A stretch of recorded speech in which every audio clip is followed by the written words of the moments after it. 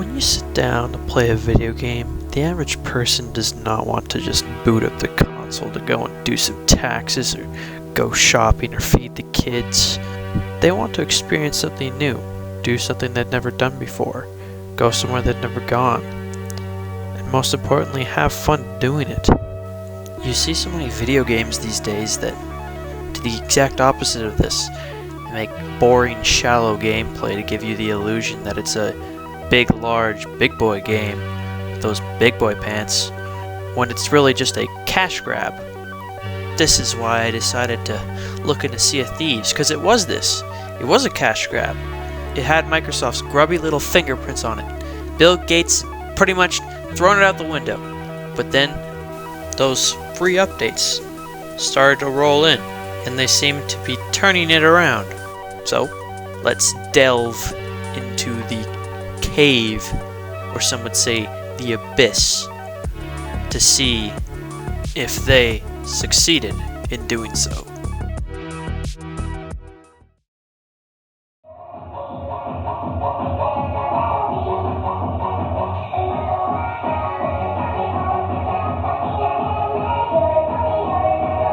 Now, when you go to a normal reviewer, you would be expecting someone like at IGN being like, the game makes you feel like a pirate.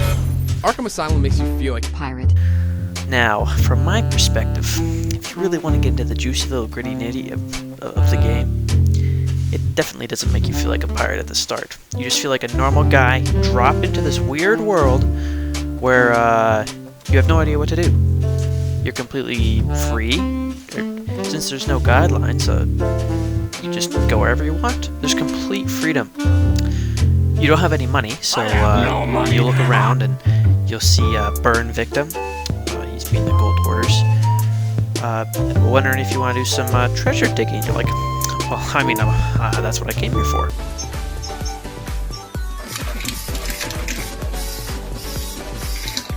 So you pick up some quests, maybe from the other guilds too, but the treasure one's the best, okay? And you go, and you're like, okay, how do I get off this stupid island? I don't know where I am. And now, that's where you realize that you get your very own boat. So, you're like, okay, I got a map, I have a bunch of other tools, let's go and find some treasure. So that's what you do, as a full-time job.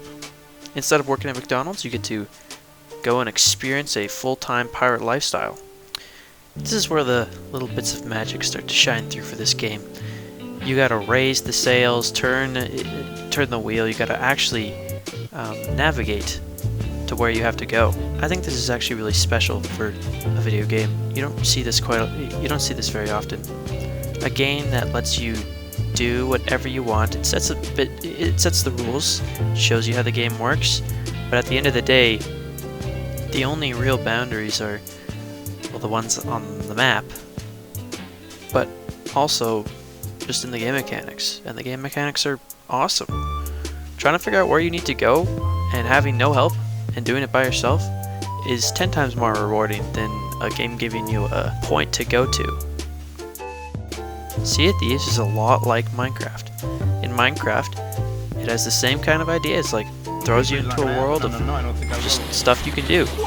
It's just stuff. Like, you can do it if you want to, but you can also not and do something else.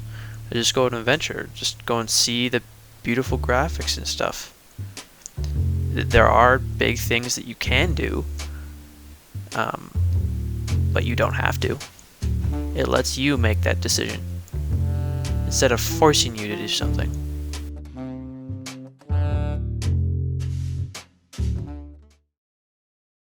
Now you must be thinking, dang, while I was trying to bust my brothers yesterday, I was talking to my best friend Stacy while I was watching Larry Lawton. Hello everybody, Larry Lawton here. And she said that this game was a big garbage dumpster fire when it came out, and that it has a horrible Metacritic score. What do you say about that, Poncho, huh? Then, what I would say is that Bill Gates didn't spend enough money on this game when it came out.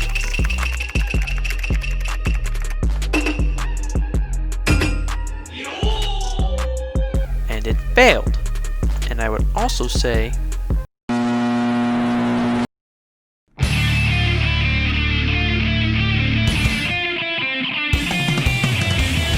18 naked cowboys in the showers at Ram Ranch. In most video games, when you start out, you're given tasks to do most of the time. That's how it works in most video games. And that's what kind of threw me off guard when I started playing Sea of Thieves, is there's no tasks. It's all up to you. You can do whatever you want. They give you the tools. Just go and do something. It's really interesting. But even though being quite a pro, it can also be a very large problem that starts to grow over time. With no guidance, a video game will have trouble moving forward. You'll find it harder to progress. This also kind of ties into how Stacy said earlier, the game was horrible when it launched. It was horrible when it launched, and they're trying to make it better by adding these huge free updates every month, or not every month, more like every couple months, that are big. Like, they could be games in and of themselves.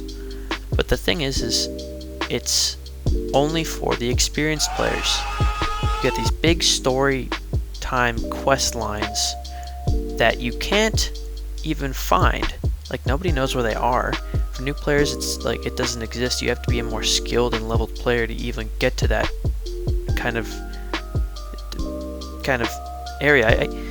I call it the barrier, the Great Barrier Reef, the barrier, because you have to gain a certain amount of knowledge and skill in the game to actually enjoy the bigger parts of the game that will get you more money, more loot, and give you a better experience overall. And this takes forever. Like, I'm 35 hours in, and there's still tons that I don't understand. Also, the quests at the start, the Witch Lady, Burn Victim, Businessman, they all give you the same quests over and over again, no matter which three you go to, and you don't know what to do. No, it tells you what to do. It's the same thing for like 15 hours. It's all you're doing, unless maybe you find some crewmates who are a bit more experienced than you, and you go and do like the Shroud Breaker quest or something crazy like that.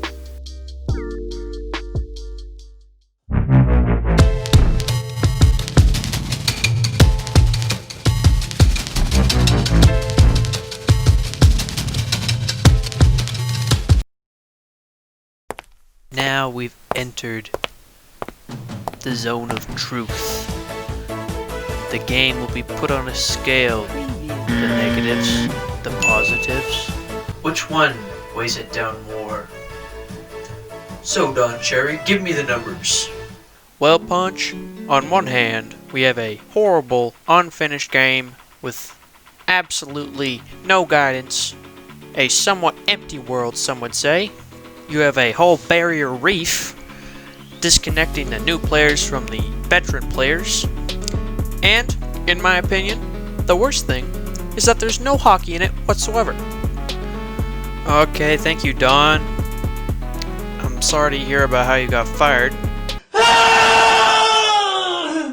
Now, over to the other side of the scale, Obama. What did you think? Well, Punch, after me and the Democratic Party have played through this game, we have seen quite a couple of very powerful pros. An open free world that allows you to do whatever you want, big story time quest lines, cool fun game mechanics that make you feel like you're the parent. This game has practically inspired me to move out of my mother's house, and also maybe even raise my own kids. I don't know. I would love people saying, "Oh, Leafy, come back." I would love to see Leafy come back and try to exist in the landscape today. Sea of Thieves is like your wife's son. Beats you up every day, throws you out of the house for not giving him his money. He throws dishes and plates at you. He forces you to pay the taxes. But every night, it gets cold, and you still do love your wife's son. And you always come back for more, because really on the inside, you love it. That's what Sea of Thieves is like. Sometimes you don't know what to do. There being no guidance, There's very little variety in quest lines. The Great Barrier Reef itself, but with all things taken into consideration, those things mean nothing when you're sitting there looking over your boat, not having any responsibilities whatsoever, being free to do whatever you want, crime being a necessity, and an unlimited amount of adventure to be had. And that's when I decided to give it 8.5 McDonald's gift cards out of 10, baby. Because I'm loving it.